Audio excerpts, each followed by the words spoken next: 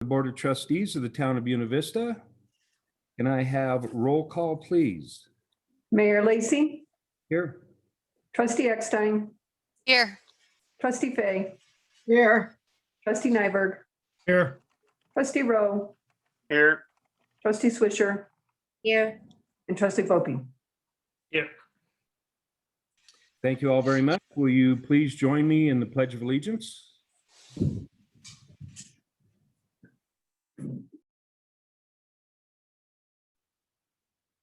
I pledge allegiance to the flag of the United States of America and to the republic for which it stands, one nation, under God, indivisible, with liberty and justice for all.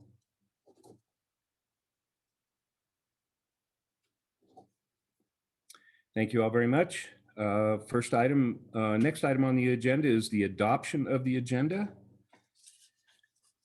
I believe we have an addition to the agenda. We will be adding executive session, which will take the place of item 10 adjournment. So we'll have executive session item 10, and it will state an executive session to determine positions relative to matters that may be subject to negotiations, develop a strategy for negotiations, and or instruct negotiators pursuant to CRS section 24-6-402, paragraph 4, subparagraph E, concerning the potential acquisition of water rights. Are there any other questions or comments on the agenda? I would entertain a motion. I'll make a motion to adopt the agenda as amended. Thank you. Second. Second, Fay, further discussion? Roll call vote, please. Trustee Eckstein, Yes. Trustee Fay, Yes. Trustee Nyberg, Yes. Trustee Rowe, Yes. Trustee Swisher, Yes. and Trustee Fopi. Yes. Thank you all. Next item is consent agenda. Are there any questions or comments on consent agenda?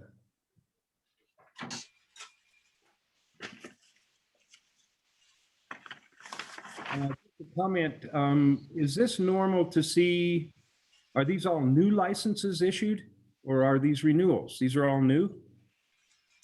Is that, Those would be the new ones. And then you have also the number of renewals. I see that, 135? Yep. So the reason why the renewals are high, Mayor Lacy, is that in October, we sent out the annual renewal notice. And so we're seeing more of those come in. And then the new licenses, we're just getting a lot of different new businesses coming into town. And then we're catching some with the construction workers and things that are coming into town. They now need to have, well, they've always needed to have a permit, so we're enforcing that more. And then the license renewed 135. You'll Great. see that's starting to decrease the next month because the majority of them have been renewed so far. What is our average number, Paula, for licenses? About 672 business license. Okay, great. That's great. Any other questions or comments on consent agenda? Again, I would entertain a motion. I'll move that we accept the consent agenda as drafted. Thank you. I'll second that motion.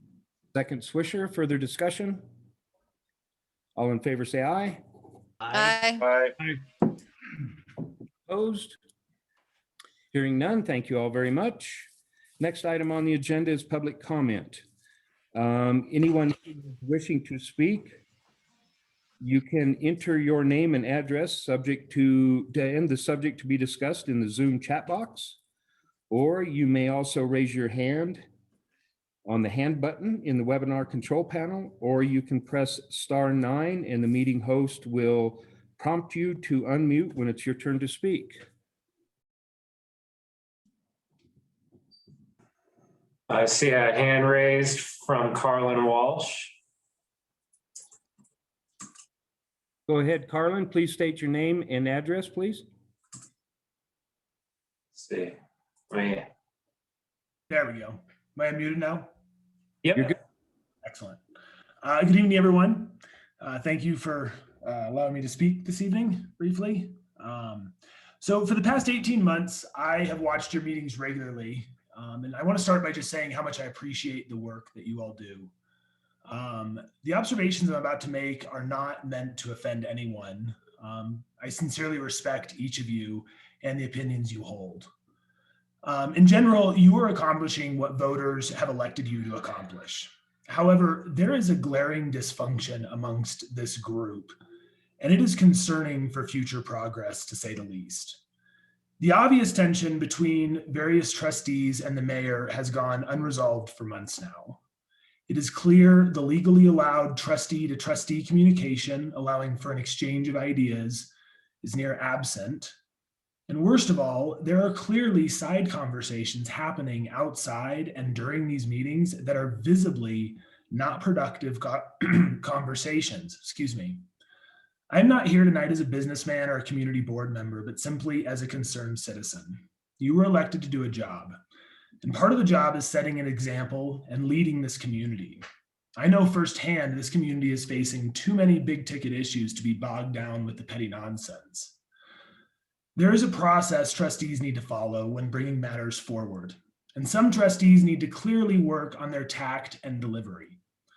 Other trustees can do a better job acknowledging the matters, ideas, and considerations brought forward by fellow trustee members, rather than dismissing them so readily. You are all good people and with the best intentions, but unless this group can find the ability to put its differences aside, this town will not be achieving its very best. Mayor, if I may please suggest that the trustees and mayor engage in some form of team building. However that can be legally done, I do not know, but something to help build bridges and foster a highly functional city governance. And I appreciate your time this evening and your consideration of my comments. Thank you. And thank you, Carlin. I didn't say my address. Do you want me to do that? I'm sorry, I just realized that. Please go ahead. 130 Meadow Lane, Buena Vista. Thank you.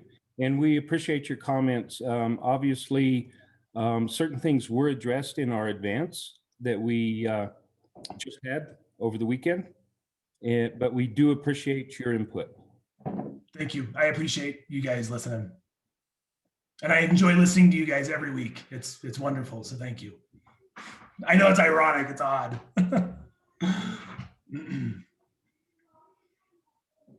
I do not, I'm looking for some more, Philip. I do not see anybody else. Am I correct?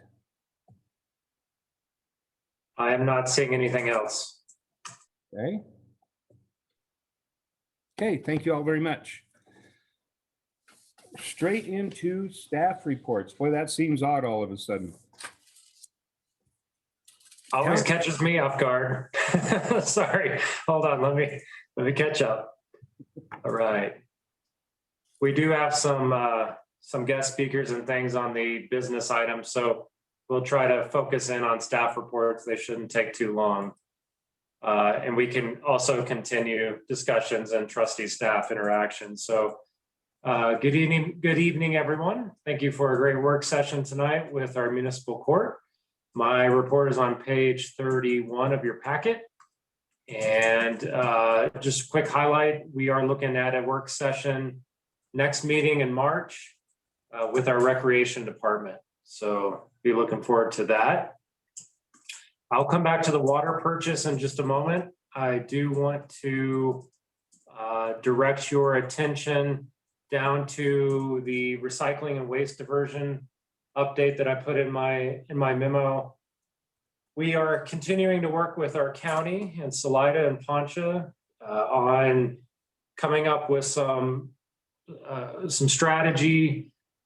We first started out looking at recycling, but this is quickly kind of shifted a little bit to figure out, okay, well, you can't just talk recycling, you also have to look at the landfill. And so we last year the county engaged Garna to conduct a waste diversion study, and they have given us a preliminary look at that. They're still finalizing that report, but it did have a lot of good information there. And I think some possible proposed strategy and even maybe policies for countywide things to do over the next few years.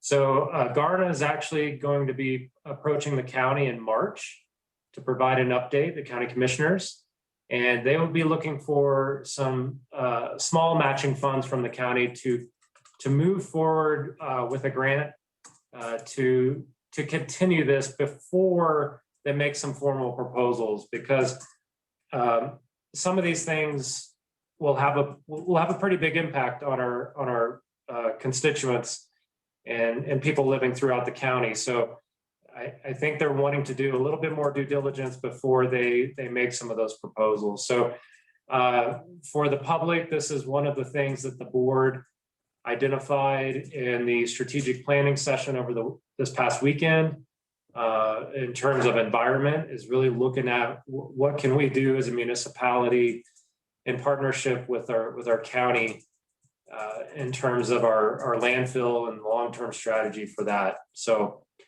wanted to mention that quickly. The steering committee met again today for the fire authority conversations, a really good session going through the 3 stations that are near the town of BV, and really kind of digging into some of the operations and things like that. So very informative, lots of good questions, and we'll be meeting again early March to continue that effort.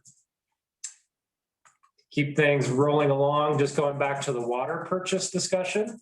So you can see there that we're moving ahead. We're still in the due diligence period, analyzing the water, which is a very, very critical step in this process.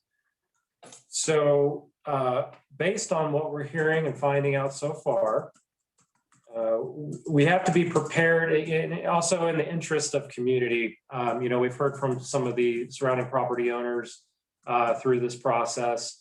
And so that's kind of jiving with what we're finding out from our water team, that if the town were to proceed with this purchase, we need to be prepared to continue operating the land, the agricultural use of the land. From a water standpoint, that's really to continue the irrigation and usage of that water to the best of our abilities. So just, we've kind of talked about at a very high level, some thoughts on how we use this property and the water, and lots of potential there, but really the water would be staying in the agricultural use for the foreseeable future. We'll discuss some of the specifics with the water that we're finding out so far later tonight in the executive session with the board. We have had very good discussion and meeting with the sellers to talk about things such as the equipment that's being used and would need to continue to be used for the property, as well as the operations when the water comes on, when fertilizer is purchased and applied, and lots of things like that. And so obviously that's a part of this, and the staff would be putting together a plan on how to operate that going into the summer season if we do proceed. But again, we're still in the water due diligence period, and that ends on or before March 5th. So that's an update tied to the water. And let's see here. I think that's what I've got for now. I'll pause if there's any questions about my report. Any questions for Philip right at the moment? Philip, could you just elaborate on the recycling drop site when you say there could be significant policy level impacts? Would you mind just explaining that a bit? Sure. So the cost of operating the drop site has risen in recent years substantially year to year. So that's really what's prompted this. Okay, what's driving that, and what can we do so that we can either anticipate those costs and agree that we want to continue that, or look at some alternatives. Really, we haven't made it, it's not solely focused on the drop site.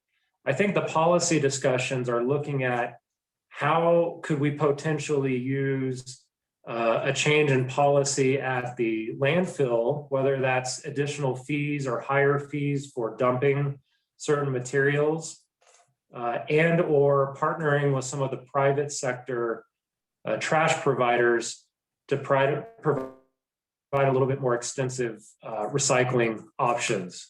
So, so far it's staying kind of at that level as opposed to do we have a drop site or not? But I think eventually once we start digesting what Gardner comes up with and what we feel like countywide is a reasonable approach, we will need to make a decision whether the drop site continues with some changes, or that it's no longer justified because there's other options out there. Thanks, Philip. Sure. Trustees, any other questions for Philip? I was just hoping to just make a comment about the water and just reassure the public that we welcome feedback on this deal. People have reached out to me, and of course, Joel is most up to date on this deal, especially in terms of agricultural stuff. So please continue to reach out to Joel, and we're just all following it closely. Thank you. Anybody else? Thank you, Philip. Next would be Michelle.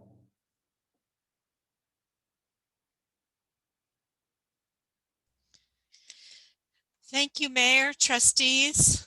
My memo is on page 33 of the packet. First thing up is a shameless plug for the transparency website.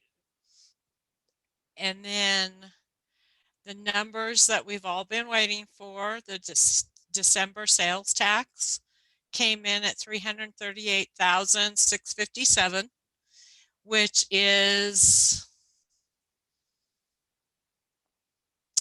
almost, well, it's 12 or 11.5% higher than the budget. And this gives us an unaudited budget surplus of $400,000. In the comparison of the remote versus local sales data, the first graph there is, the first chart there is the local, and 2019 you can see was 228,000 as opposed to 197, almost 198,000. That's a 15% increase. Cumulatively over the year, it looks like overall the brick and mortar local sales tax numbers have recovered and actually even grown 3.5%. So that's good news. And then the next chart down there, that's the remote, and it's a significantly smaller amount compared to the amount of local sales tax that we collect, but the remote sales tax also grew. That grew by 22.5%, and year over year, cumulatively, it ended up being about half again as strong as 2019. So these are really good numbers considering we had so much going on in 2020 with the COVID and the shutdowns, and it's obvious how the shutdowns hurt the brick and mortar that we have, but they are coming back very strong, and I'm really scared about how busy we're going to be in the summer because it seems like there's a lot of pent up desire to get out and get going. And Mark is seeing it in the housing subdivision applications, and it's just gonna be busy. So hopefully we'll end up with a huge budget surplus again in 2021, because we were fairly conservative with our budget. I believe it was a 3.5% growth. I believe personally that it's going to end up being larger than that, but we will see. The town expenditures are summarized here, and then expenditures over $2,000. And I would be willing to take questions. Trustees, do you have questions? Go ahead, Amy. Thanks, Mayor. Hi, Michelle. Hi. Do you know off the top of your head if short-term rentals, the sales tax they pay, if that goes under remote or brick and mortar? Can answer that, Michelle, if you need me to. Oh, Yeah, go ahead. I don't know off the top of my head. I Okay. would say local, They are but Philip, local. They're local. brick and, thank you. Mhm.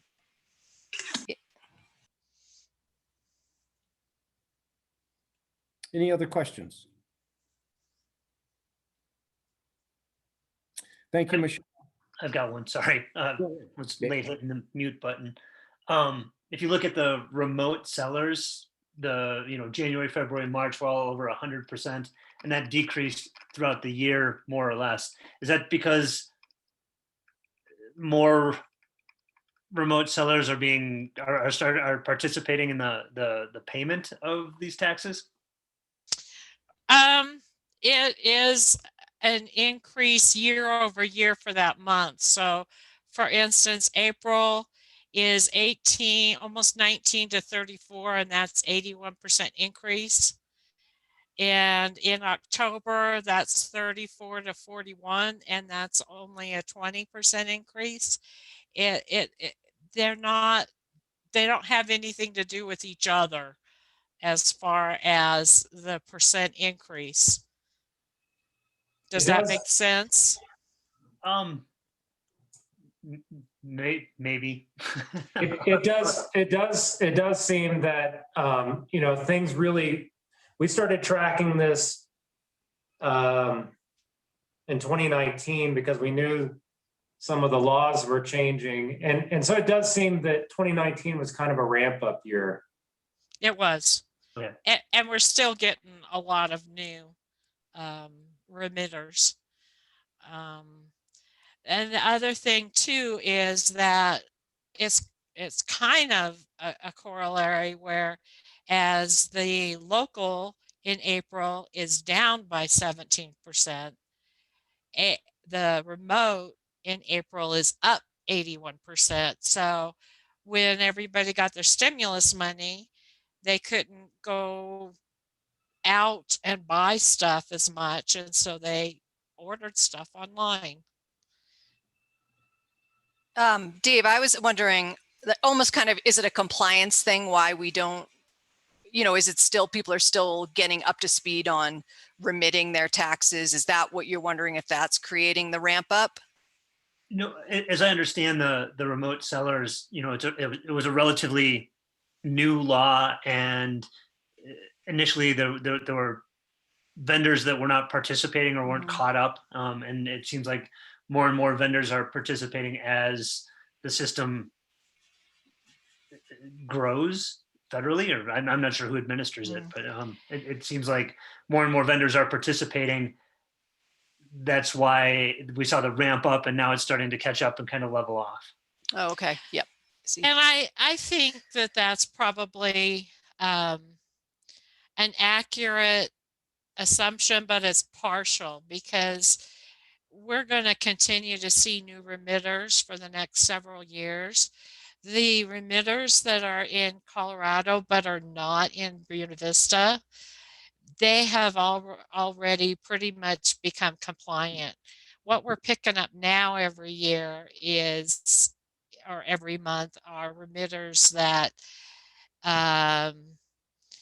for instance, I bought a part for my pellet stove from a place in Michigan, and they are now need to become compliant and remit a few dollars in sales tax. And there's limitations. It has to be, they don't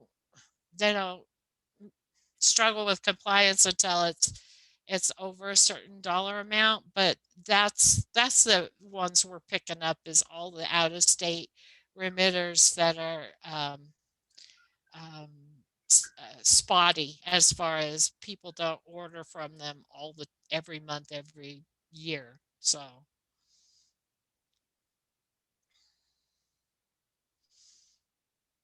Any other questions for Michelle? Thank you, Michelle. thank you. Next is Principal Planner Mark Doring. Thank you, Mayor. Can you hear me? Yep. Excellent. Thank you. Page 36 is my staff report. Starting off a new year, we've got 5 permits already in for residential construction. We have started this year out with a bang so far. We are working on some items with the Planning Commission, housing discussion, water ordinance changes, the farm phase 2. They approved the major site plan, as well as reviewed the application that's coming for you tonight. We got the architectural design guidelines adopted in January. We also have ordered some plaques for our historic buildings and some extras. And we reviewed a demolition permit for a property located at 305 East Chestnut. For those of you familiar, it's the building that says St. Elmo Stage Depot, just north of the old Oxygen Hog. That demolition permit was stayed for 180 days. So we'll be dealing with that. Additionally, we did receive an application for the Texaco at Main Street and the highway. We got that application Friday. So we'll be taking a look at that demolition permit as staff to evaluate that. We continue to get work done trying to accomplish site plans. As I said, the major site plan was approved by the Planning Commission. We are seeing a lot of subdivisions. We have a couple of subdivisions that are cleaning up some items that needed to be addressed. Hansford subdivision, as the subdivision down there off of the south side of Cedar Street. That dentist office, when it got built, they did not combine the lots. So that dentist office building actually sits on 5 lots. We need to correct that. We're correcting a subdivision over just south of Sorrel Deli that was illegally split. So we have a lot of subdivisions, not necessarily a lot of site plans or special use permits right now, but we anticipate we will see some as we go throughout the year. Continue to try and work on the technical manual. That is one item that we're probably going to have to start in on getting more information and trying to accomplish that by hopefully this summer. And we are trying to coordinate with the county in terms of that IGA that we approved for planning purposes. We are trying to set up a meeting between our planning commission and the county's planning commission to continue our discussions with regards to the growth areas around town. Other than that, we did get approval of all the things that we need to do for the Highway 24 sidewalk for the little Raleigh Liquor, the God of the Dogs, and the community bank. Those are the locations where we're looking to try and get sidewalks once the weather cooperates. We are trying to get an update to the census. Mayor, you may have gotten some letters from the US Census. We're trying to get those new maps to the Census Department because we did have that annexation last year of Sangre de Cristo. And we are continuing to work away on the cases that we have. I will say we are starting to get a lot of inquiries, what we call pre-application meetings, where someone comes in and says they'd like to do something. I've had some discussions about the vacant lot between Hard Rock and the Orpheum. Had a conversation with a gentleman about the Orpheum. I'm getting ready to have a conversation about 2 lots on East Main Street, south of the elementary school that are vacant, and a whole variety of other things. So I think that along with the revenge spending that was, Michelle had talked about people's pent up demand for spending money, you're starting to see revenge planning. People are starting to put together their plans to develop property, and I anticipate a significantly busy summer. With that, I will shut up and let you guys ask questions if you have any. Trustees, questions for Mark? I guess you're safe, Mark. For now. All righty. Thank you very much. First business item is item A, bears and trash discussion. I like that heading. We have Kevin Madler here from the Colorado Division of Parks and Wildlife. How are we going to lead into this, Philip? Is Grant going to lead in, or is we just going to throw Kevin to the, into the fire?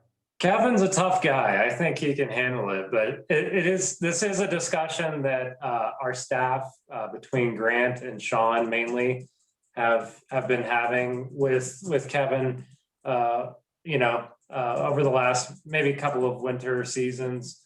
And we felt like it was a good time now to kind of bring him in and discuss some of those observations that we've been seeing and kind of help maybe get some direction from the board if we want to evaluate doing anything with our code or anything like that. So I'll turn it over to you, Kevin. Excellent. Can everybody hear me? Yep. Good. Well, thanks for having me. Like we said, we've already had some pretty good conversations. And I believe we've already solved a few problems. Let me just touch on our bear population locally. 2020 was no different for our bears. Everything was not normal. I think we had at least double the population of bears in town. With that being said, my estimate is about 20 bears were moving in and out of town at any given point, mostly in later summer. What these bears tend to do is work north and south along the range. The same bears I'm getting calls with in June or May in 3 Elk subdivision, 4 Elks game trail, you name it.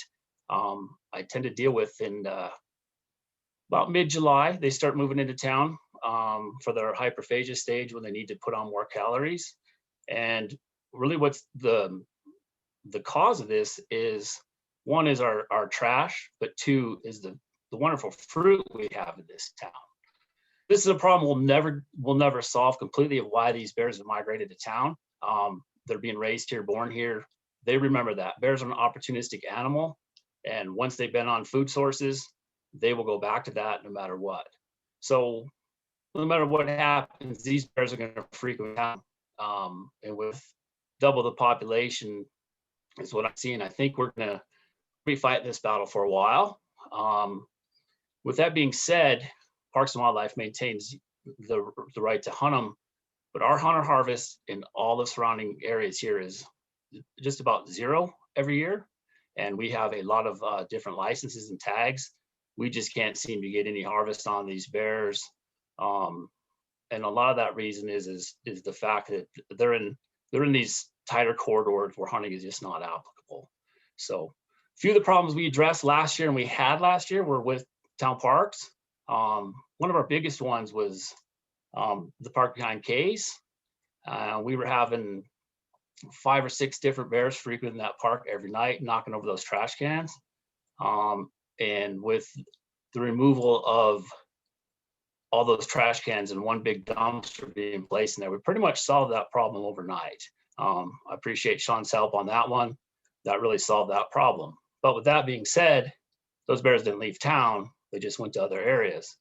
There wasn't a place in town that I wasn't getting calls, whether it was over by Baylor or South Main, East Main, West Main. And for those guys that drive in West Main, I believe it's Monday morning early, when those trash cans are left out the night before, they're all knocked over going down. And of course, we got all those apples out there by the Turner farm, which is excellent. Those are great food sources for these bears. Over the past 3 years, 4 years, I didn't trap or relocate any last year. I didn't have to. We kind of dealt with our bears. We still have the ability to trap and relocate bears. But it's just not a great strategy anymore. There's not many places we can take these bears and relocate them and they're successful. And with that being said, in 2017, I trapped a mom and 2 cubs, relocated them to Trinidad. In 2018, I trapped and relocated a mom and 2 cubs as well. And 2019, a mom and 2 cubs, all different moms. But one of our frequent offenders to these parks is yellow tag bear 1234. We've got some great pictures of her in town. She was the first year I trapped her in 2017 and took her to Trinidad, and she's back.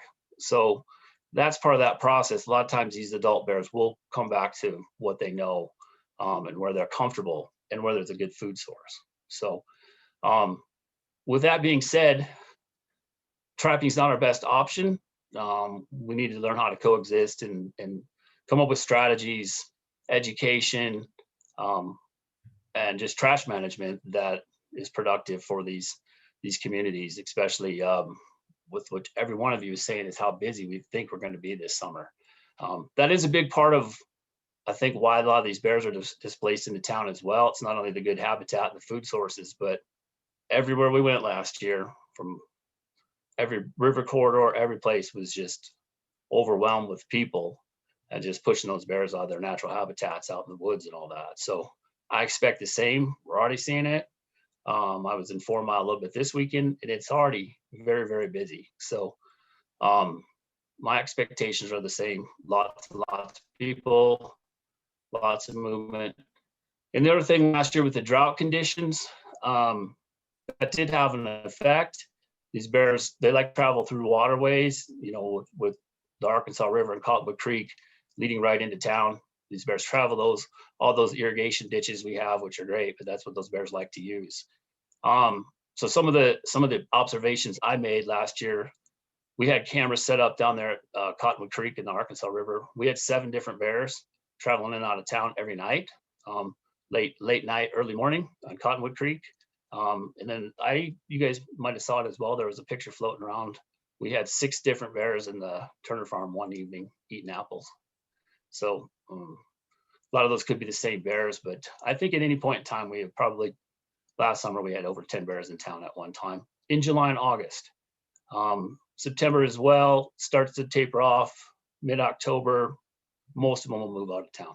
So some of the talks we've had in the past were bear-proof trash cans, which maybe somebody can update me how we stand on that right now. I think the city was looking at purchasing some for all the parks. I highly recommend that. I think that's our best strategy, lead by example. And then any other options we have for trash management, maybe some of these new constructions, if we can push them towards bear-proof dumpsters, bear-proof trash cans. And one of the best strategies we have, if there's any way to create some sort of code, is in other state or other cities, they've gone with putting trash cans out only the morning of, and that seems to reduce bear trash conflicts by over 80%. That's your best strategy, is put your trash can out the morning of. So I think that's what you guys want me to touch on. I will take any questions if you guys have them, and maybe somebody could update me on where we stand with the bear-proof trash cans, because these bears will be waking up here shortly. Thank you, Kevin. Sean, do you want to elaborate a little bit on what we're doing as a town? Yeah, absolutely. Thank you, Mayor. Yeah, so Kevin, the trustees approved $12,000 funding source for bear-proof trash cans for 2021. And so right now we are kind of value shopping and looking at some of the designs. I think we keep kind of landing on that Main Street style trash can that we looked at together last year. We like that design because it seems to be a hands-free unit. And it also brings some aesthetic quality as well to our community and our parks. And so we've talked to two of the local fabricators in the area to get some quotes on that. And I think kind of where we're landing with that for custom cans, I think we're probably landing in about $1,000 per can range. I think there's a little bit more value to be had online, but I think that it's only a couple $100 savings. So we're probably likely to be able to bring in about maybe 12 to 15 new cans, depending on where we go. If we go with the local fabricators, we're probably looking at about 12 new Main Street style trash cans, which probably serves pretty well with kind of the dynamic that we've kind of seen with what we did at Columbine Park by Kay's with the dumpster there. Maybe just, maybe we only need maybe 3 cans in there now, something like that. And we'll be able to bring in, a handful of cans into McPhillamy and maybe at least 1 more or 2 more cans down in South Main, and try to disperse the other ones, in the smaller parks. But anyways, it's kind of where we're at. I'm hoping that we have the cans, probably early summer is what I'm thinking. They might be available. Hopefully that works. Late May, somewhere in there. Yeah, that seems to be a good time frame. If we can, by July, mid-July is usually when these bears transition their hyperphagia stage and start moving towards town.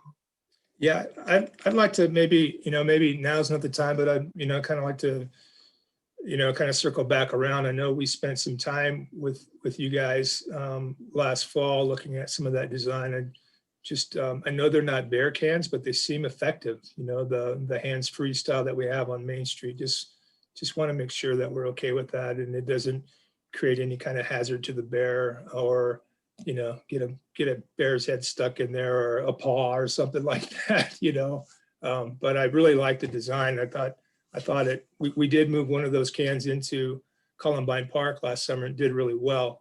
It held up, and yeah, we didn't see any claws stuck in it or anything.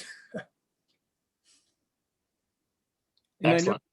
Go ahead, Kevin. And I know you mentioned too, maybe what I'm hearing is obviously, and it goes with almost everything we discuss anymore, is education. Educating the public that putting trash out the night before just doesn't cut it. I guess I would suggest that maybe we could step forward, maybe step up that process, maybe in the water billing or something like that, to try to, and I know we've done it before, but maybe try to educate the people as to when to put out trash and why not to put it out the night before. Before, I guess, I would suggest that we look at creating code unless the trustees are ready to create code. I mean, we've talked about this before, and I know I can see it going down West Main. You can tell people put out their trash the night before, and when I go to work in the morning, every trash can is turned over. It's discipline, and I guess that's the way I look at it. People just have to grasp the fact that if they put it out the night before, that it's going to get taken care of. So I don't know, just trustees, what are your thoughts as how hard we pursue this at this point? Go ahead, Libby. You're muted, Libby. Libby, you're muted. There you go. I think that we need to communicate with our second home owners and our short-term rental landlords, because they're putting their trash out when they leave town, and that may be several days that the trash sits there waiting for a bear to get it. So I think we need some some messaging to them. And obviously that revolves back to education. Go ahead, Devin. Yeah, I remember when it was an issue this summer. I had a lot of friends, and I did it, or it was done on the trash can at my place. Is that we had cam straps around the can to close it down, and the bear would knock it over, but it wouldn't open up, and it wouldn't get to the food. So I don't know if that's a viable thing for all people to do, but it was something that I know other friends did, is just cinch down an easy cam strap that you could get at like CKS, and that would keep it from spilling out all the time and deter the bear enough to move on. But I don't know if that was a thing that everyone was doing, but it sounds like it wasn't. But it worked. And thank you, Devin. Grant, I noticed that you're hanging in the background. Do you have any comments that you'd like to interject? No, Mayor, I really don't. Okay, thank you. Thoughts, Kevin? I know education, it has to start somewhere. I think trustees, we have to decide just how far or how long we try to make that work, I guess is the best way to put it. It seems like we beat ourselves up a lot trying to educate people, and it doesn't seem to go anywhere. But maybe if we can give it a first round with the town stepping up, doing some changes in the parks, as you said, you know, Kevin, you know, we have to do show and tell. Let's show first. Maybe in the process we can do some education also before we take that next step. But it obviously it is an issue. And it is a problem. Yeah, education is always going to be the first step, and it's ours. What I'm really struggling with this day and age is the influx of people we have that are just here for 1 week and coming in, and it's just not in town. It's everywhere, and I just cannot get them to put their food away, their cooler away, and they'll park right next to the sign. I've been pulling up bear traps, and these people are so eager to set up their camp, they'll set their tent right where I just moved the trap from, up Cottonwood Lake area. So our goal is always education as well. But with just the turnover and the volume of people we have, that can be very, very difficult.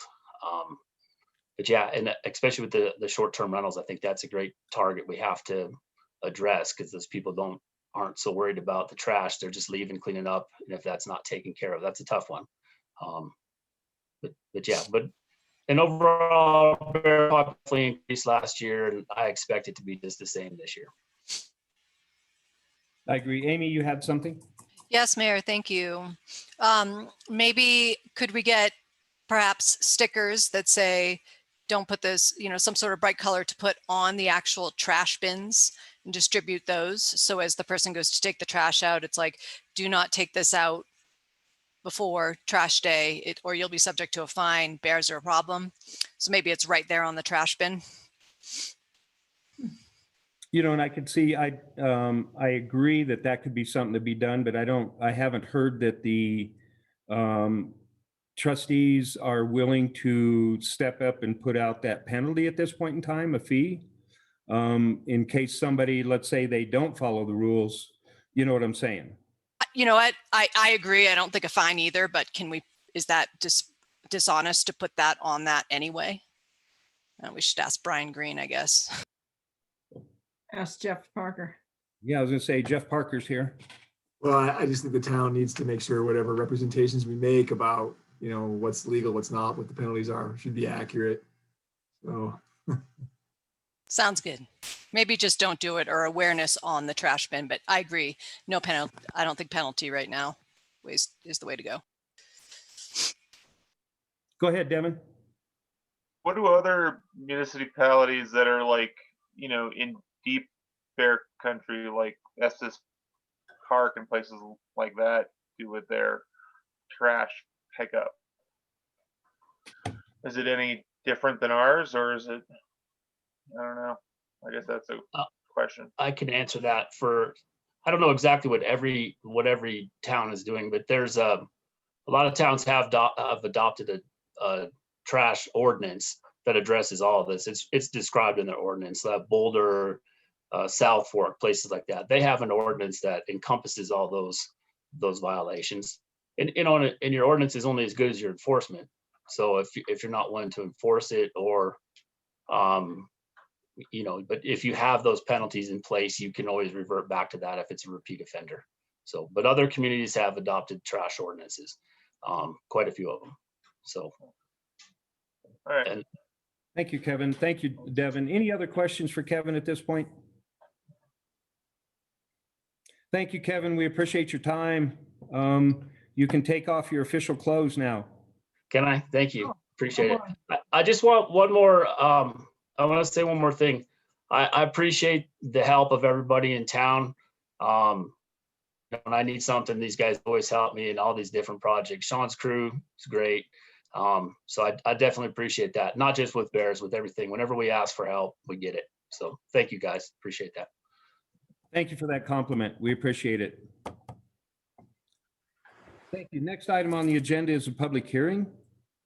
This is a public hearing for the farm preliminary plat review, adoption of resolution number 13, series 2021, entitled A Resolution of the Board of Trustees for the Town of Buena Vista, Colorado, approving the preliminary plat for the farm subdivision, filing number 1, amendment number 3. I will open the public hearing. I'd like to hear from staff first. Yeah, Mayor, this is the preliminary plat for the second phase of the farm. I want to turn it over to Micah to give his presentation, and then staff will follow up with our presentation of the staff report. So I would just turn over to Micah. Okay, Micah Salazar, you have the floor. Great, thank you. And I think someone will let me share my screen.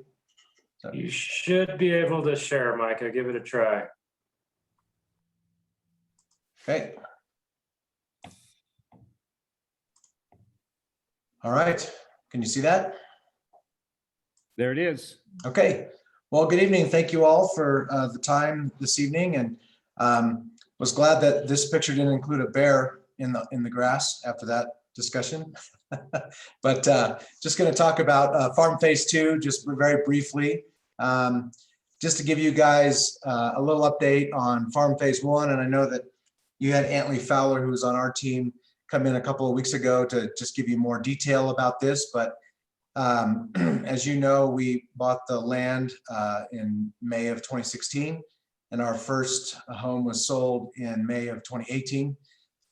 In January, when I presented the P&Z, we were 83 of the 90 homes in Phase 1 either sold or under contract, and just updated these figures actually this morning, and we're now at 86 of our 90. And so, like a lot of town, we're just trying to keep up with the interest in what's going on at the farm. And so just to give you an idea, in Phase 1, this is just a map from our website. Everything in red is sold or under contract to be sold. And Antley told me today that the 4 remaining lots here on the northern border are actually contracts are pending for those even this week. So a lot of great interest in Phase 1, and we're really excited to move into Phase 2. Like Antley described, we have had just a really great success at the farm as far as meeting the goals that we set out to accomplish by providing housing for our workforce folks in town. 84% of the farm residents are primary residents. This just gives you a list of some of the type of folks that are living in the farm, and we have a lot of interest from workforce and essential services folks for what we're doing in Phase 2 as well. These are just a few things that people in the farm are saying, and part of the mission of the farm is not only to provide homes, but also to provide a community, and that's been very well received, and our commitment to that is just really evident in how Antley has done a great job of building community over there and hosting community events. And so it continues to be just a really great place for people to be.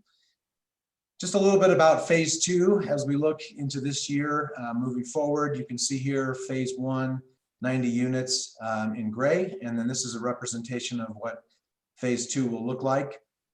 Phase 2 is 51 single family attached and detached residential lots. And then one multifamily lot here in the southeast corner. And this will be a future apartment complex. This is just drawn for representation purposes. That'll be another process with the city to have that site plan approved. So this just shows you the lots and the layout of the lots. Here again is the lot for the future apartment building. And then just to give you an idea of the models that we'll have in phase 2, they're the same as in phase 1, with the exception of the 2 models that are situated on our larger lots. Those will not be present in phase 2, given the lot layout. So our most attainable units are in our 5-plex, the Taylor and the Glen. There are townhome units. We have 40 of these townhomes in 8 5-plexes going into phase 2. And then kind of our mid-range models at the farm, the Franklin and the Loft. Those are detached units. There are 11 lots that folks can pick either one of those 2 units. There's also the ability to add an ADU if folks would like. This just gives you an idea about where we're going to put parks in phase 2. One of the, I think, best features of the farm this past year and a half, once we've been able to put landscaping, has been the community green spaces, very well received by the residents. Really makes the community aspect of the farm kind of come together. And we're excited that Tract K here, which will be on this western side of phase 2, will actually be the biggest green space in the whole farm. So we're really excited about putting that together later this year. And the other part of the landscaping project will be putting in the trail that goes along the northern border of the farm, both in phase 2 and phase 1, which will working with the town and allowing that to be part of the bigger trail system that's planned for the future. So that'll go in as well. So that's really all I have to say in my presentation. We really appreciate the support of the town in this endeavor, and we're excited for what the farm will continue to do as far as providing a place for workforce folks in our community. And we appreciate all the time and energy everyone at the town's put into getting us to this point. Thank you, Micah. Trustees, do you have any clarifying questions at this point for Micah on the farm?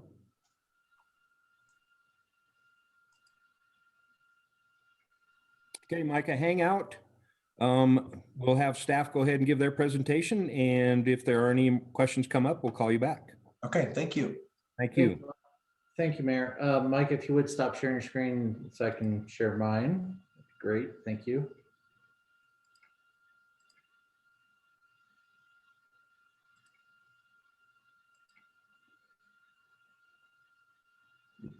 All right, so we have the preliminary plat for the farm subdivision phase 2. The major site plan went to the planning commission. It doesn't come to you for a final decision, but that was part of the application that the planning commission did see. The process is basically what we call, this is a major subdivision, which involves 10 or more lots. The process, if you remember, if you were around back in 2017, we started with a sketch plan.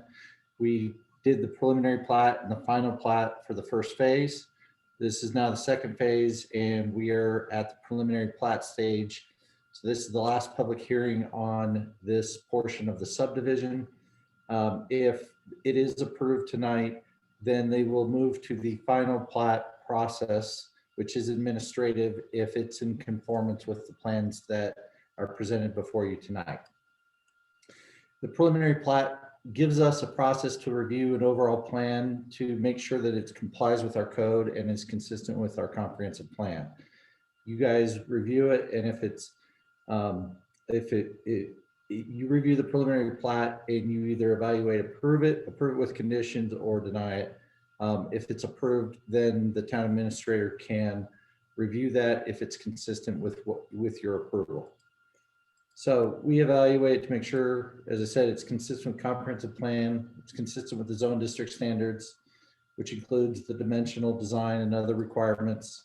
We look at it, make sure that lots, roads, utilities, drainage facilities, and other services are provided that meet our code. Make sure that we mitigate any natural hazard areas, make sure that we have water and sewer connections to the subdivision, make sure that we've got adequate water and infrastructure to provide water to future residents, make sure we have open space that meets our requirements, and that there's a responsibility for maintaining roads, open spaces, and other public and common facilities, and provides a rational phasing plan. So these are all criteria that we use to evaluate that plan. This portion of the subdivision, they are providing open spaces consistent with the original approval from the Board of Trustees. They will own and maintain those open spaces as part of their requirements. Those open spaces will not be maintained by town. That was from your original approval back in 2017. We will, once they are constructed, take over ownership and maintenance of the public improvements, things like sidewalks, curb, gutter, and water mains. They are proposing to connect to the existing road structure that's there and provide a stub to a future development site, potentially to the northeast. Our three zone district standards, just here, you don't necessarily need to review them. Staff has reviewed them and make sure that they're consistent. This is the site, kind of give you an overall picture of where it is in town, southeast corner of town. Site's shown in blue. The farm phase 1 is in the brown or tannish to the left. So we're continuing those roads and providing for future road connections. Kind of give you a summary. We did a minor subdivision for the first portion. We did the major subdivision. Now we're handling phase 2, which is shown here in pink. This is a copy of the preliminary plat to kind of show you the overall lot layout. Kind of again showing those green spaces where those are kind of broken down. We do have plans for a trail on the north and northeast corners that runs down to the existing multifamily, the old Antero apartments, which have become condominiums. So the yellow line is the trail that they will be building in conjunction with the trail that they will need to connect and construct as part of phase 1. That is along the north side of the property and northeast corner. Sean and his group are working on getting a trail connection across this outlot as part of the subdivision to the north. So when that trail gets constructed, the town will be working on a trail connection to get pedestrians through this subdivision out to a right of way so that kids can walk on sidewalks to go to the north, such as the high school or middle school. The Midland Meadows subdivision is on the west side abutting this property. The property that is east of that is in the county and is privately held.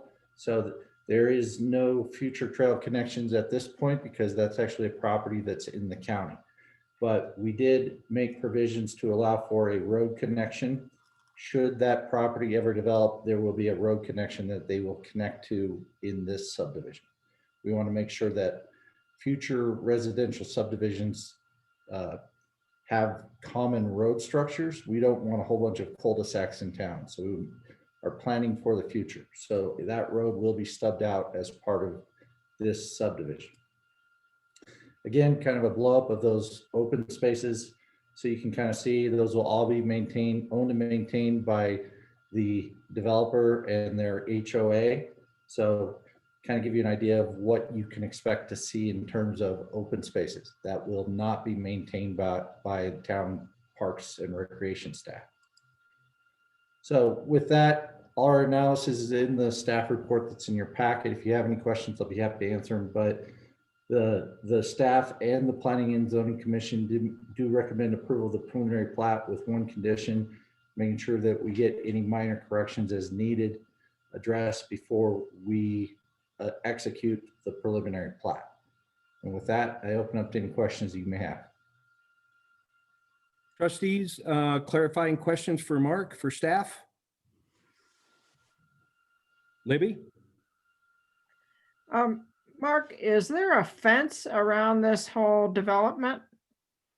There is not a fence around this development.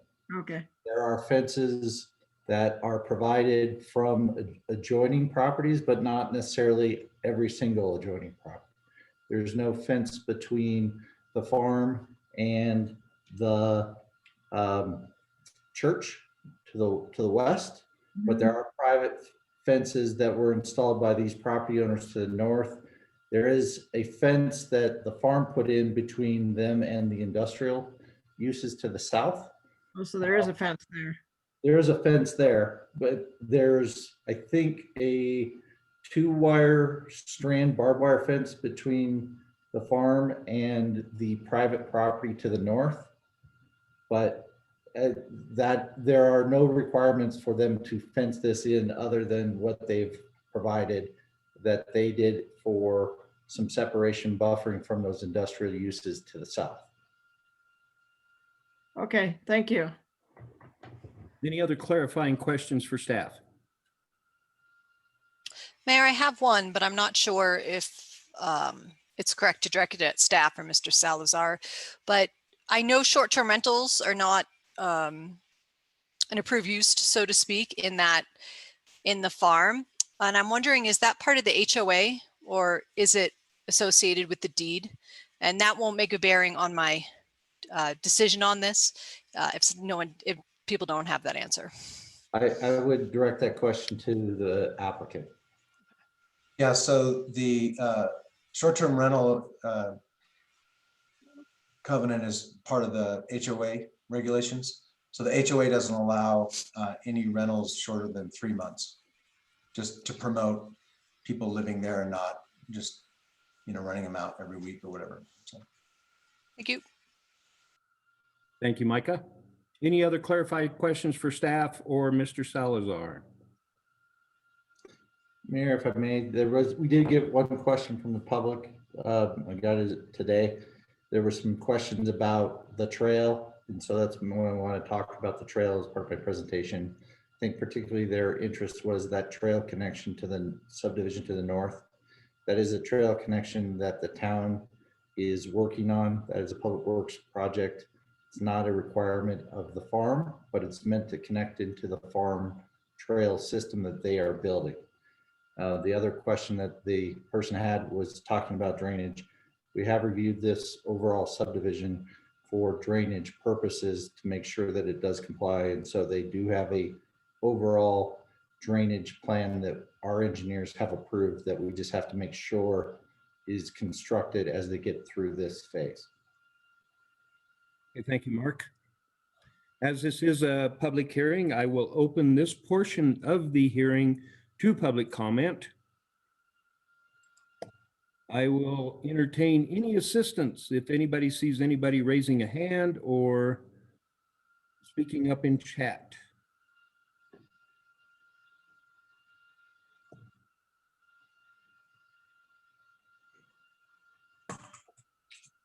I'm not seeing anything, Mayor. I don't see anything either. Thank you very much. So I will close this portion of the public comment. Are there any other clarifying questions for staff or Mr. Salazar? Okay, I close this portion of the public hearing. Trustees, further deliberation, questions or comments amongst each other? I just like the whole idea and concept of it. I would agree, and it doesn't look like it's changed significantly from what is originally presented, whatever that was 4 years ago. I think it looks great. Thank you both. I agree with Go ahead. Dave.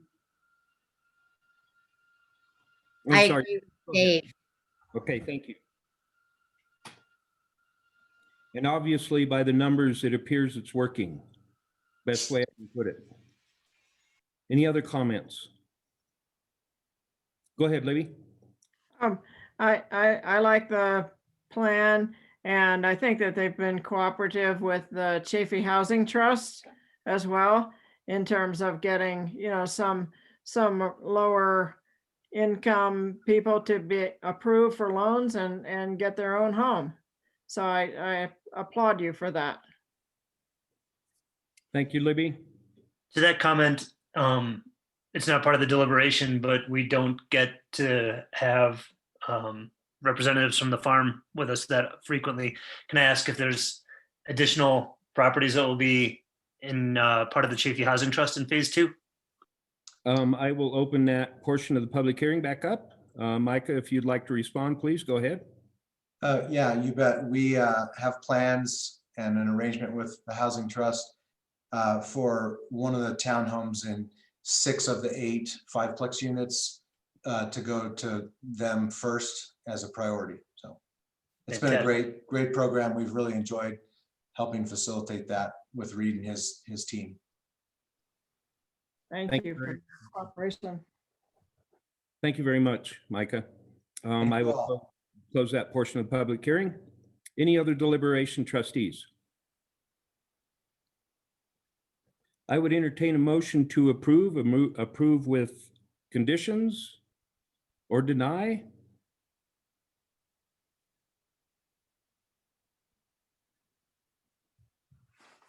I would like to make a motion to approve. Second. Second, Nyberg. Further discussion? Does that include planning and zoning's recommendation? Point that out to me, Dave. I didn't see that recommendation. I think page I'm gonna have to wade through, or Mark, maybe you've got it. 49, page 49. Is that what you're looking at, Dave? Trying to find it, probably. I'll just say yes. Just for clarification, the resolution does include that language. Okay, thank you. Let me pull it up real quick so we can actually see it on the screen here. I was trying to get that. Yeah, so right here at the end is that same language. Yeah. I didn't see it. Thank you. Thank you, Philip. Thank you all. We have a motion and a second. Further discussion? Roll call vote, please. Trustee Eckstein, Yes. trustee Fay, Yes. trustee Nyberg, Yes. trustee Rowe, Yes. trustee Swisher, Yes. and trustee Volpe. Yes. Thank you all very much. And thank you, Micah. Thank you all. We appreciate it. Thank you, Mark. Micah, you're all doing a very good job. Thank Appreciate it. you. Appreciate it. Next item on the agenda is adoption of resolution number 14, series 2021, entitled a resolution of the Board of Trustees for the town of Buena Vista, Colorado to establish a credit card account for town employees and close previously used debit cards. I'm going to assume maybe Michelle. Good assumption. Thank you, Mayor. This memo is on page 64. So a little bit of background. In order to procure and purchase items that town staff needs in order for operations or for capital projects, all of the department heads have debit cards which they can use to either go to a store, pay for something online, or give a debit card number over the phone for procurement purposes. Additionally, all of the employees have debit cards in their names, which if they travel, they can come check them out, so that their hotels have been becoming increasingly particular about whose name is on the debit card or credit card when you're paying for a room, and then travel for meals and gas and airlines or whatever is needed for training. In particular, the police department will travel to Denver or some other area and stay overnight, have a class that's 3 or 4 days long. And so if they get ready to travel, they come to Jonna or myself and they check out their debit card, and then they bring it back after they return, along with all the receipts. The other type of debit card that we have, or type of employee that is using debit cards, is our wildland team. And that's a matter of convenience. It's not really it doesn't really come out of town's pocket.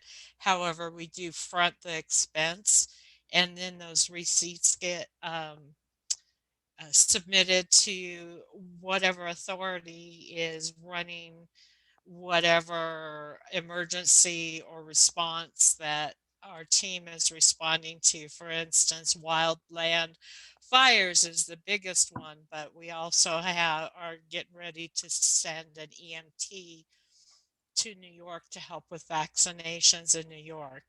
And so we do have quite a bit of activity.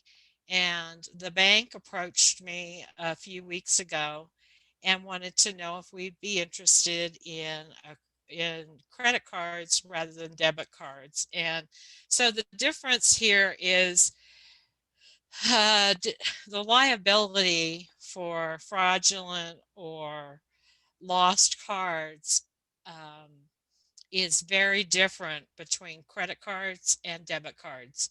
Credit cards, the credit card company, Visa, MasterCard, Discover, will cover uh, a lost card, a fraudulent charge. There's a lot of different dates. With a debit card, you're liable for up to $500. With a credit card, you're liable for up to $50. And you have a greater time period for which to report the fraudulent activity or the loss of the card. And so this also allows us to have greater control over the limits and the fraudulent, if there's fraudulent activity, a card can be shut down and reissued a lot more quickly, because myself or Jonna or even Philip can do that, and it's all done online. And so the convenience to me and the safety to the town, it's going to be on a consolidated statements instead of the 13 separate statements that I reconcile every month.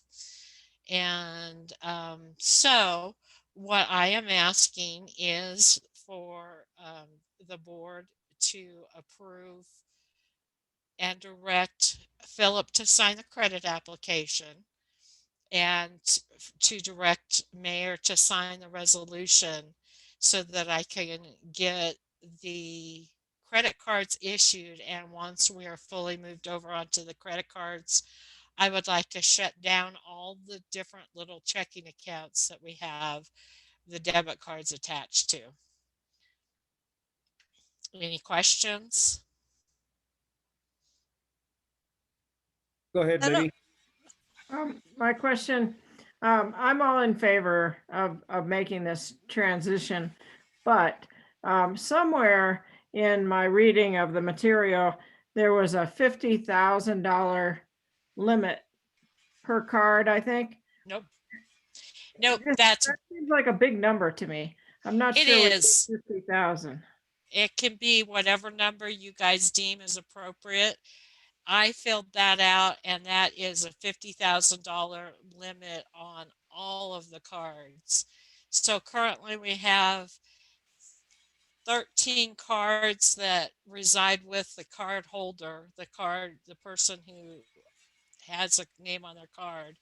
And then when the wildland team is fully deployed, and if it's as active as a fire season as we had last summer, I had $15,000 floor in that checking account, because we had so many people using it for hotel and rental car and airline tickets and everything. And I didn't want them to be stuck somewhere because there wasn't a high enough debit card limit. So adding all that together, there is a possibility it could get as high as $50,000.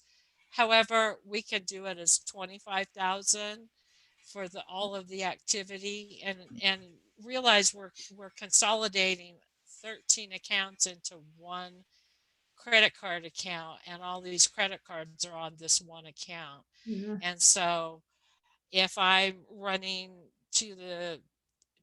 I'm starting to hit the ceiling on the limit, I can pay it down. You could pay it down. Yeah. Yeah, that's not a problem. I can pay it down at any time. So if you don't feel comfortable with that being a $50,000 limit, we can change it to whatever limit you would like to I mean, have. the actual risk is that the employee does something fraudulent with the card, right? It's not just that if you lose the card and somebody finds it and starts using it, it would have to be an inappropriate action on the part of the employee, I think. I mean, that's always a risk. The larger risk is all the credit card fraud that, to be quite honest with you, the department heads mostly use these cards for online activity, and online activity is fraught with a lot of risk for fraudulent activity, numbers being stolen, et cetera, et cetera. So the risk is not with having a high limit, because we're only liable for $50 because they're credit cards. And although it's 50,000 overall, do you anticipate putting any caps on individual employees, Yes. Michelle? Yeah. So individual employees will have different caps that are appropriate. Typically, I have $2,000 caps on the debit cards for the department heads, 2,000 for travel expenses. The wildland, I put higher caps on because they can rent a car and spend $3,000 right off the bat. So it varies, and I can change it as necessary, but I do intend to keep the caps fairly low, reasonably low. Yeah, it sounds like you're on top of it. Okay. Are you good with 50? Are you good with that, Libby? Because I'm happy to make a motion to pass the resolution if Go ahead.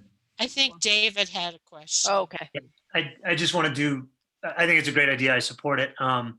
But having had issues with employee credit cards myself, I'm wondering if there's anything on the back end internally that our employees sign.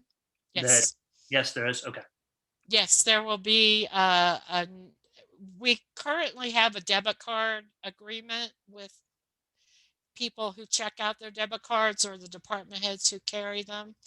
There will be a revised credit card, probably pass it through Jeff or Catherine, credit card agreement with the employees, and which they have to sign with a witness even. So yes. Thank you. Any other questions? So I would entertain a motion to approve or deny, or approve with conditions or changes. I would move to approve resolution number 14, 2021. Thank you very much. I'll second that. Second, A, further discussion. Do you also need, I guess we also need one to direct Philip to sign that form as well, but we can do that after. That's all in the same resolution, I believe. So, okay. Any other discussion? Roll call vote, please. Trustee Eckstein, Yes. trustee Fay, Yes. trustee Nyberg, Yes. trustee Rowe, Yes. trustee Swisher, Yes. and trustee Bobi. Yes. Thank you all very much. Michelle, take care of Thank that for us and we'll sign some paperwork. All right. Next item on the agenda is adoption of resolution number 15, Series 2021, entitled, "A Resolution of the Board of Trustees for the Town of Buena Vista, Colorado, waiving the receipt of and approving agreement for the transfer of fiscal year 2021 entitlements from the Central Colorado Regional Airport, Buena Vista, Colorado, to the Southeast Colorado Regional Airport, Lamar, Colorado, oh, it's in there twice, never mind, LLA." Jack, I believe you're running with this one. Yes, Mr. Mayor, good evening. Good evening, trustees. Thank you for looking at this resolution. Resolution number 15 can be found on page 78, as well as the actual document, the FAA approval transfer entitlement document. So we've done this the last 4 years. It's 150,000 the FAA gives out to airports. And then what we've done, we're part of a group of airports, so we sort of pass that money around. So last year we gave our 150,000, for example, to Salida, and this year it's going to Lamar. We've done this for a while.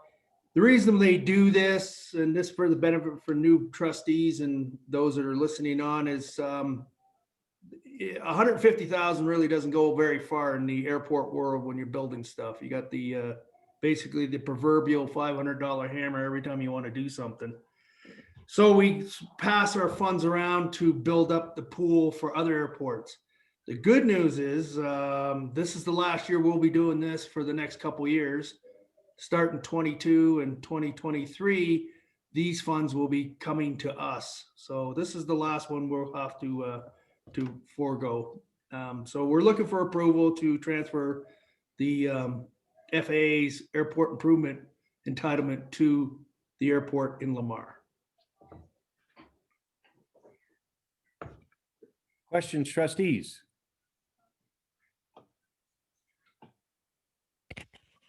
I would entertain a motion. I would like to make a motion that we approve resolution number 15. Thank you. Second. Second, Nyberg. Further discussion? Roll call vote, please. Trustee Eckstein, Yes. trustee Fay, Yes. trustee Nyberg, Yes. trustee Rowe, Yes. trustee Swisher, Yes. and trustee Bobi. Yes. Thank you all very much, and thank you, Jack. Thank you. We have trustee staff interaction, and Jack, while you're on, do you got anything for us? Nope, nothing at this point. Thank you very much. Okay, thank you. Michelle? We go. I'm good. I just wanted to reassure Libby and the rest of you that I do check on the checking accounts, and I look at the bank accounts at least twice a day, in the morning and in the afternoon.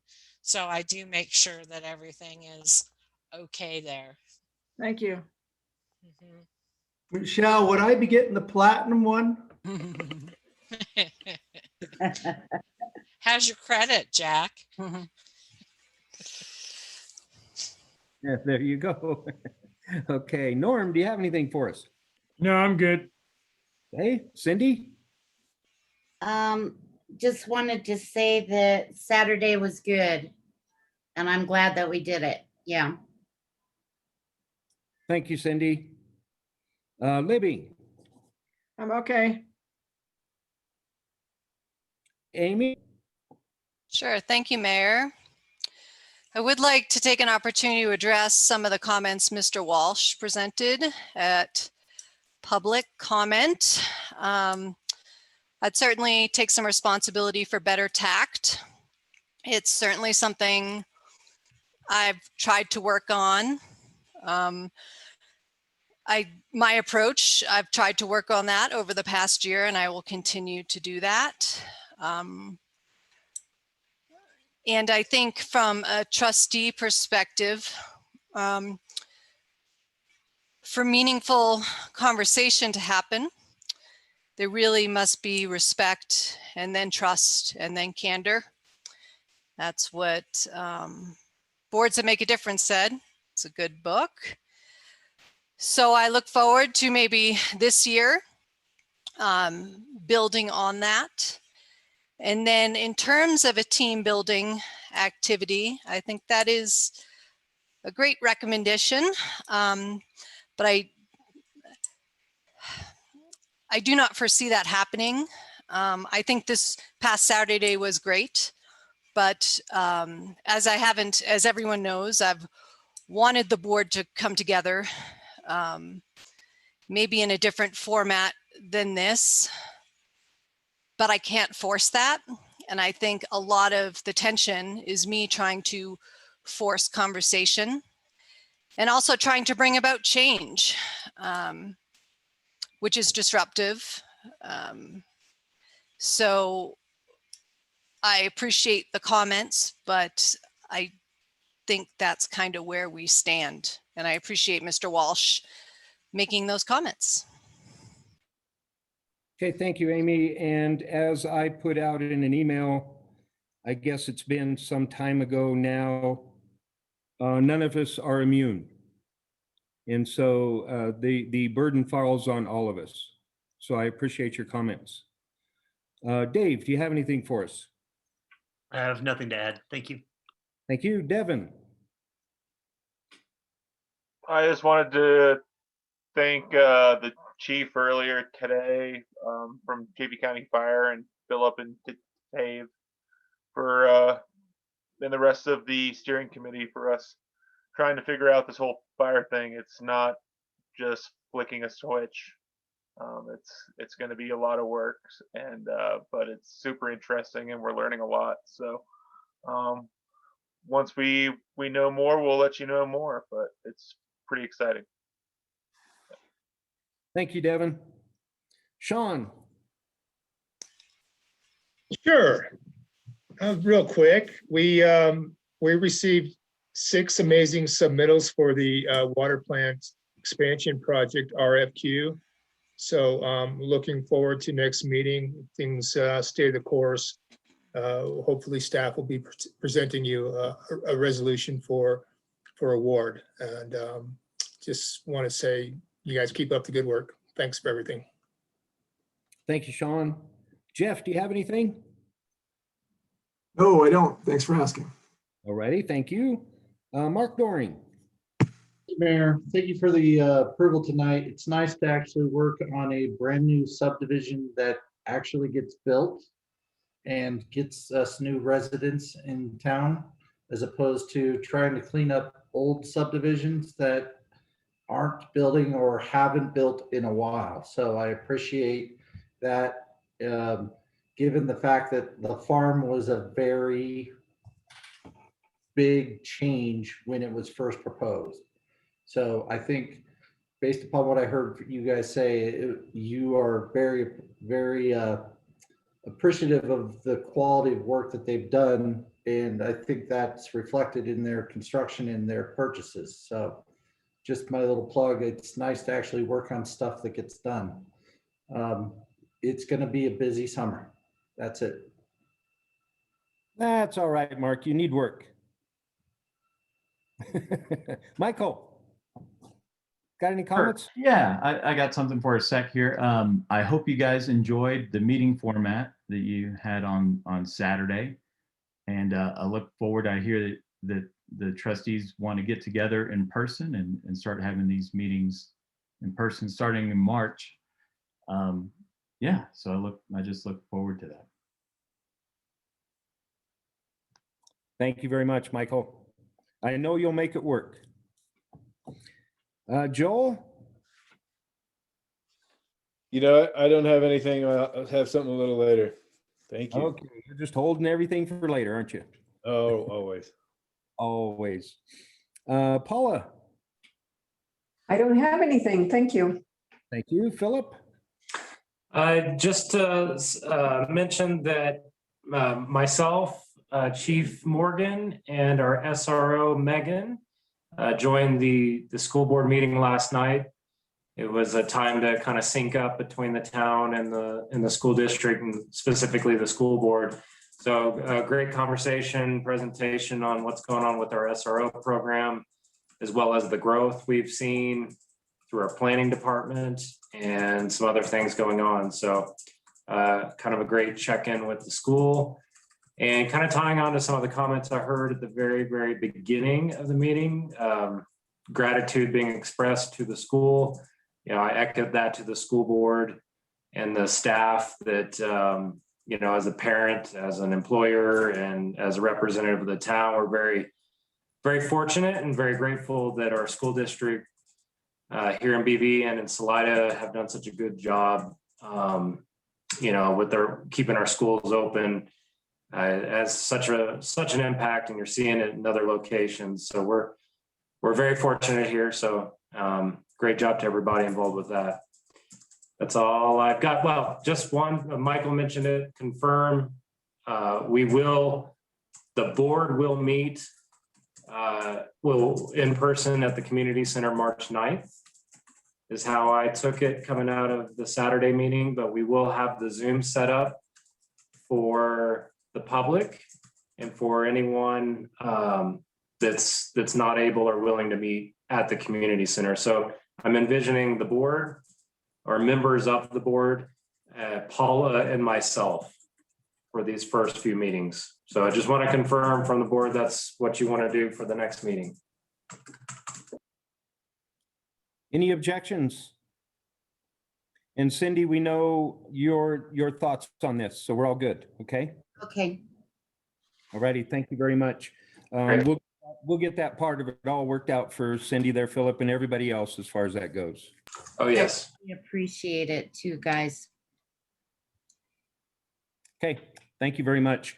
The only thing I want to thank Kevin for enlightening us on the bear situation. I would like to possibly maybe make a note somewhere that we would have a discussion maybe in October to see if we saw some changes or not, if that makes sense, Sean, you know, with our bear canisters or whatever, and see if we need to pursue any kind of fee schedule penalty or not, if that makes sense. Sounds very reasonable from staff. You know, let's give it a chance to see what we can do first and then go from there.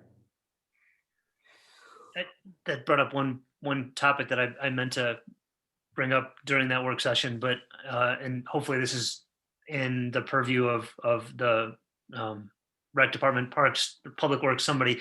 There's a trash center in the center of the disc golf course that got hit by the bears frequently last year. So I don't know if that's part of the budget discussion or not, but there's one out there that got hit. Thank you, Dave. You know, Sean, I see him making a note right now. Although it be a mental note, it's a note. You're all right, Sean, no problem. Okay, next item on the agenda is I would entertain a motion to go into an executive session to determine positions relative to matters that may be subject to negotiations, develop a strategy for negotiations, and or instruct negotiators pursuant to CRS section 24-6-402, paragraph 4, subparagraph E, concerning the potential acquisition of water rights. So moved. Thank you, Devin. Second. Volpe. All in favor, say aye. Aye. Aye.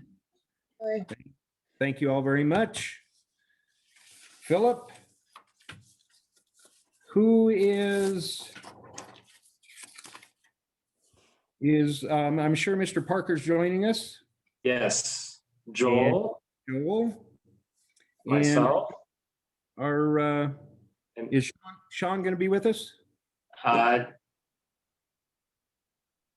Sean, what do we think? Yeah, let's include Sean for this one. Okay. Yeah, he looks up for it. He owes me one. He's got a thumb. Is Mark leaving or staying? Let's let Mark go. Okay, see you, Mark. Bye, Mark. And then we also have Cindy and Trish joining us, correct? Correct. Yes. Thank you. See you, Jack. Michelle, Michael?